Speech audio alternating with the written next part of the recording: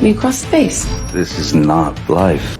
زوجة قطعت إصبع زوجها وقضت حاجتها على سرير الزوجية، وفضائح أخرى بالجملة، ضمنها اتهامات لا تخطر على بال بالخيانة والشذوذ. أسرار رهيبة خرجت للعلن، وأمور أكثر من خاصة. ربما هي أكثر الحروب ضراوة على الإطلاق بين زوجين، أو بالأحرى طليقين. هي حقا مباراة كسر عظم. This is not life. تابعوا معنا تفاصيلها من البداية. قرصان الكاريبي والحسناء. جوني ديب كان أشهر نجوم هوليوود في زمانه، فوقع في غرام صبية تصغره ب23 عاما.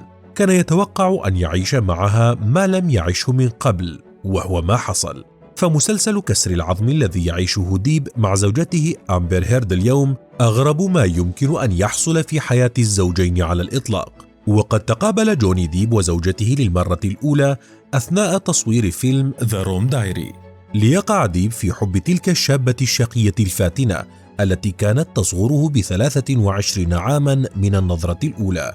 وبدأت علاقة الثنائي جوني ديب وأمبر هيرد، حيث كان قرصان هوليوود آنذاك على علاقة طويلة استمرت 14 عاما بحبيبته وأم أطفاله بارادايس. أنهاها عام 2012 حين قرر الزواج من أمبر، التي كانت قد اتهمت آنذاك بلجوئها للعنف في علاقة سابقة.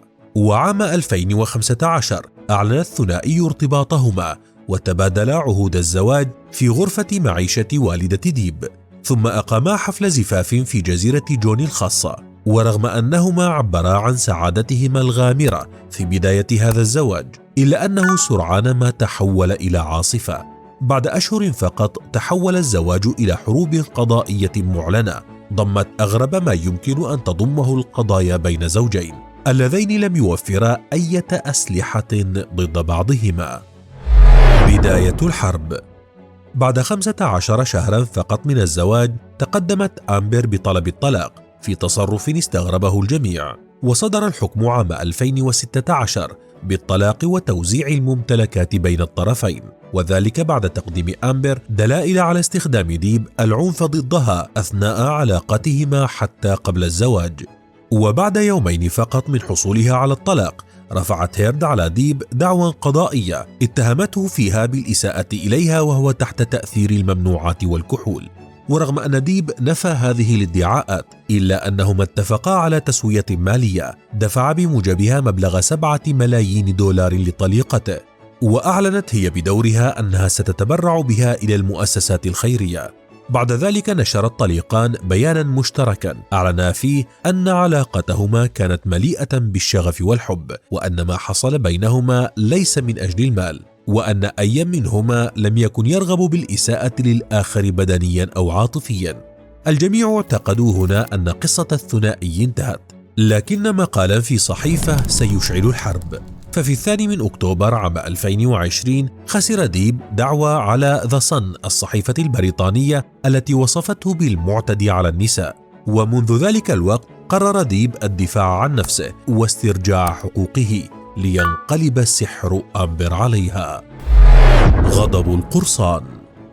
شغل جوني ديب وأمبر هيرد الرأي العام لفترة طويلة، ووصل النزاع فيها إلى ساحات القضاء.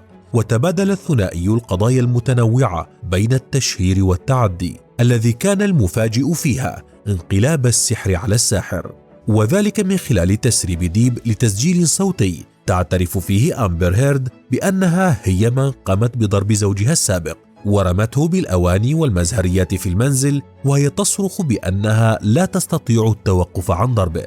ليست فقط هذه الفضائح التي خرجت إلى السطح في هذه العلاقة، إذ قرر القرصان مؤخرا أن يقاضي زوجته، حيث طالبها بتعويض بلغ 50 مليون دولار، وذلك بسبب مقال كتبته عام 2018 تحدثت فيه أنها ضحية للعنف الأسري، واتهمها بالقذف وتشويه السمعة، حيث نفى ارتكابه أي سوء معاملة. تلك المقالة التي تسببت بطرده من دوره كابتن جاك سبارو في قراصنة الكاريبي. لترد أمبر هيرد بطلب تعويض 100 مليون دولار كتعويض عن العنف المنزلي الذي كانت تتعرض له من قبل جوني ديب.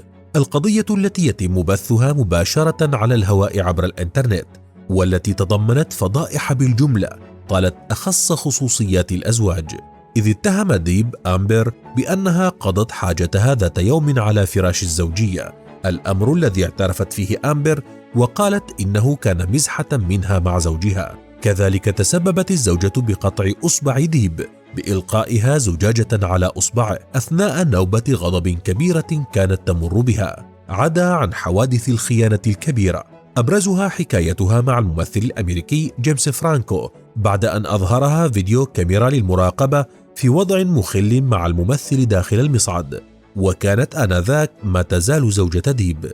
كذلك اتهم ديب طريقته بإقامة علاقات غير شرعية مع 8 نجوم على الأقل، بينها علاقة وصفها بالشاذة مع الممثلة كيلي غارنر.